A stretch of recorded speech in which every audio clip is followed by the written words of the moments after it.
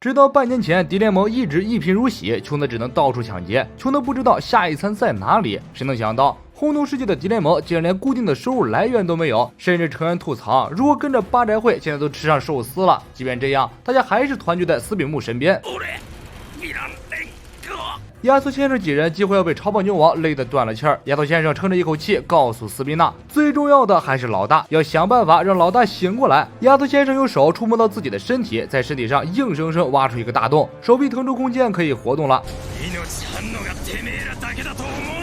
超棒牛王立刻操纵亚索先生身上的纤维，将亚索先生束缚。亚索先生再次利用自我伤害的方式挣脱，然后迅速撕碎了身上的衣物，将同伴一个一个变成了压缩球。张坚欧尔绝代大盗是很久以前的罪犯，在现行制度正要开始完善的时期，他专以那些中饱私囊的假英雄为目标，盗取他们的东西，并将偷来的财物撒给市井小民，借以呼吁要匡正世道。而亚索先生就是张坚欧尔孙子的孙子，他们的家族自称是揭发不公不义之事的正义之家。张坚啊，你未完成的匡正世道就交给我的老大接手吧。亚索先生摘下面罩，露出真面目，一生一次的逃脱秀即将开演了。通缉百万穿过墙壁，一拳击中亚索先生的脸。逃脱秀表演还没开始就已经结束了。绿谷从昏迷中醒来，大脑突然有一种被尖刺击中的感觉。在来到这个战场后，已经发生好多次了，一种天灵盖被电击的感觉。这是在欧尔麦特的资料中记载的第4代的个性危机感知，这个个性绿谷还没有训练过，对大脑负荷太大。刚苏醒过来的绿谷意识逐渐模糊，又晕倒了。通缉百万冲向斯宾纳和斯宾木，斯宾纳急得要死，无论他怎么呼唤，斯宾木都没有反应。现在只有斯宾木醒来，号令脑无和巨神兵，才有可能让敌联盟逃跑。斯宾纳从斯宾木的身上拿出一只手，扣在斯宾木的脸上，斯宾木竟然真的被唤醒了。一股巨大的冲击波崩出，将诸位英雄掀飞。斯宾木站起身，身后却传来另一个声音。斯宾木的脸也变了，五官变得模糊。Alpha One占据了斯宾木的身体和意识。Alpha One下令暂时撤退。斯坦因表示，现在撤退未免太不讲究。亚索现在是重伤不起，巨神兵也陷入了沉睡。旧日美子还在失联中。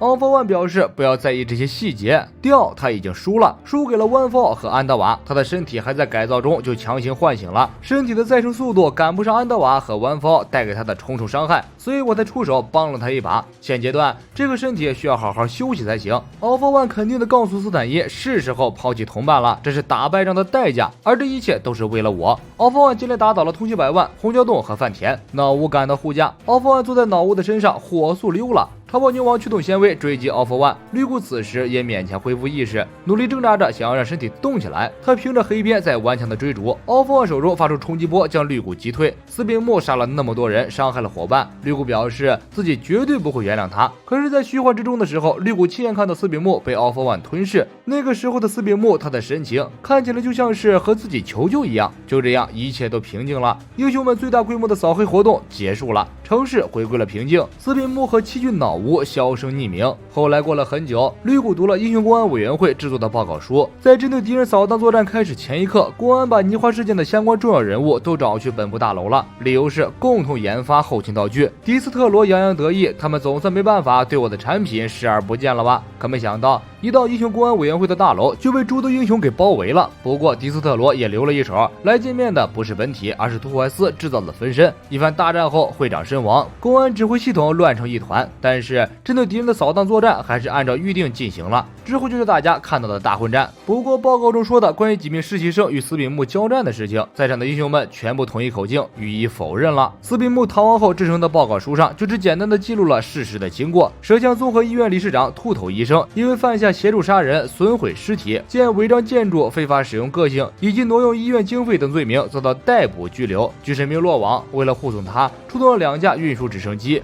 ヴィラン連合メンバー佐古敦弘、ヴィラン名因为身受重伤陷入昏迷，被送往医院。那些前来参加会议聚集在泉下山庄的解放战线成员共计16929人全部落网，另外包括敌人的干部。跟着巨神兵离开泉下山庄的人总共有132位，目前仍然在逃。在进行扫荡作战的同时，超长解放战线散布在全国各地的分部也遭到了搜查，目标成员全部遭到拘捕，没有人逃脱，行动成效斐然。而那些响应超长解放战线的支持者也被压制，全数遭到逮捕。这就是报告书的全部内容。扫荡工作带来的影响巨大，造成的损失难以估计，有许多难民受困，给进行善后救助工作的警察和医护人员带来不小的负担。没有受伤的英雄和实习生们也在积极的参与救助活动，历日反复奔赴在各个灾难现场，为了他的目标，尽可能的拯救更多的人，拼尽全力。灾难场中呼救的声音依旧不绝于耳，让一些年轻的英雄不知不觉产生了绝望，已经没有希望了，不如去找下一份工作吧。另一方面，包括午夜时分老师在内的几名职业英雄确定殉职，这让雄鹰的学生们都难以置信。警署根据接受调查的秃头医生供述的内容，斯宾姆在医院那个时候确实已经死了，在装置被破坏的当下，他复活的路就被断绝了。那个时候的触电非常微弱，连身边的艾克斯雷斯都感觉不到，根本不足以让他复活。当时让斯宾姆复活的是他的梦想和憎恨，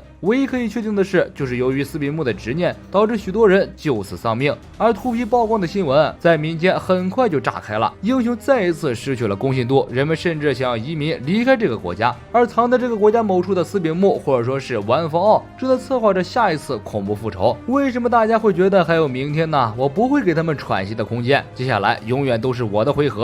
对个性最强戒备特殊拘留所，统称塔尔塔罗斯，这是在距离本土5公里远的海面上建造的收容设施，形式上对外宣称是拘留所，但实际上这里关押的都是威胁到国民安全又或者是危害国民的人。这些拥有各类个性的持有者都需要被严加看管，进行严密监控。关押处被分为6个区域，根据个性的危险性和犯罪的严重性进行划分，危险性越高就会被关在地下更深处，据说只要进去一次就再也无法活着走出来。All-For-One 的本体就被关在这个监狱的最深层，他在等待着脑无们来解救他。现在是晚上7点57，塔尔塔罗斯 B 室最深层。监狱接到收容通知，巨神兵将会在第2天早上被移送到这里关押。这东西块头太大了，普通的枪根本杀不死他，但毕竟是人类，但又不能对他发射导弹。其中一个管理者却说道，这种东西不能当做人类，应该叫灾害或者猛兽，它跟被关在这里的混蛋没什么区别。同时提醒他谨言慎行，他们说的话会被记录下来的。本来这里就因为被批判说什么侵害人权，党派间的斗争非常麻烦。晚上8点钟，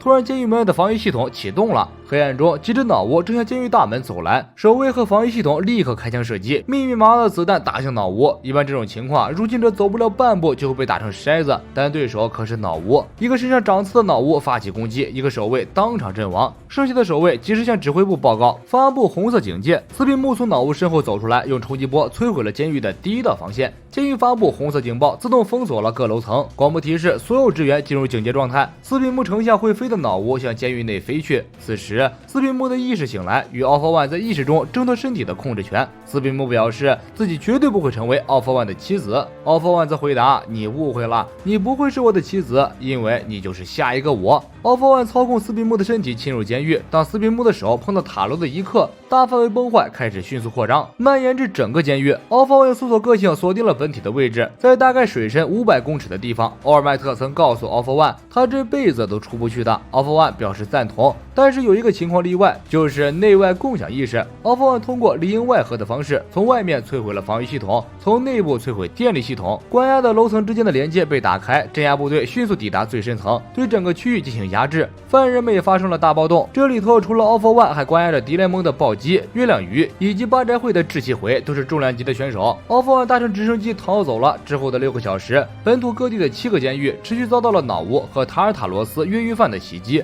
大批的犯人被释放。这些犯人回归社会一闹，正好就扰乱了英雄针对 All-For-One 的追查行动。2天后，住院的各位陆续醒来，可是绿谷却昏迷不醒，情况很不容乐观。越狱事件给社会造成了动荡，医院门外被群众围了个水泄不通，而这些民众不是来盗窃的，反而是来声讨的，声讨关于安达瓦的儿子是敌人这件事儿。他们将一切的罪责都归在了安达瓦的身上，这其中最难过的就是红椒洞了。红椒洞的哥哥姐姐来医院探望，可红总的喉咙烧伤，暂时无法说话。本期内容就是这些，我们下一期再见。